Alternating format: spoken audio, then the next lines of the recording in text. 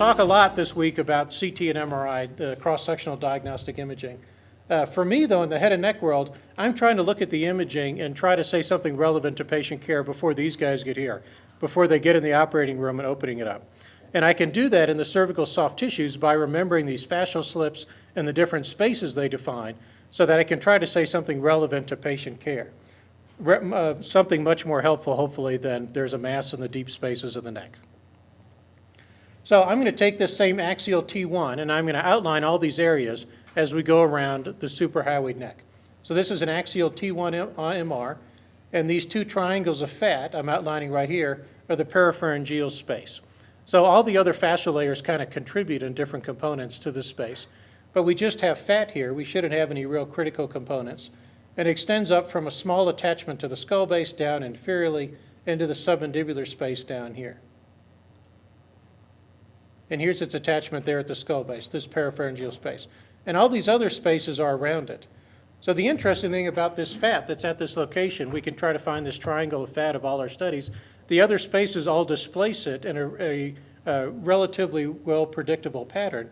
And based on how it's displaced, I can guess the space origin that pathology is arising from. So we're going to look at these pathologies from these other spaces and see how it pushes that fat around. So if we do have pathology in this area, here's a post-contrasted CT, here's the normal fat on one side, and here we've opacified the fat. So things like infection can spread into this peripharyngeal fat, or tumor can extend into there, because there isn't a really well-defined fascial layer between the pharyngeal mucosal surface and that fat. So looking at the other spaces. So first we have the pharyngeal mucosal surface, or space, just the lining of the upper air digestive tract in here. We've got some mucosa and lymphoid tissue as well as minor salivary glands. So we can get pathology of any of that anatomy here. And it goes up to about the sphenoid sinus. So here's that same ax T1, and here we've outlined the pharyngeal mucosal surface or space around that area.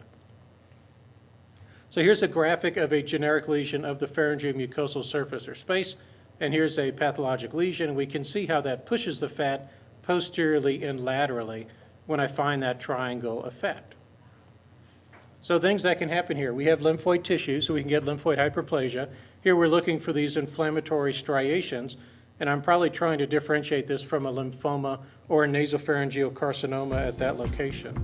So here's an ax T1 post-contrasted, and I see those inflammatory striations in that lymphoid tissue.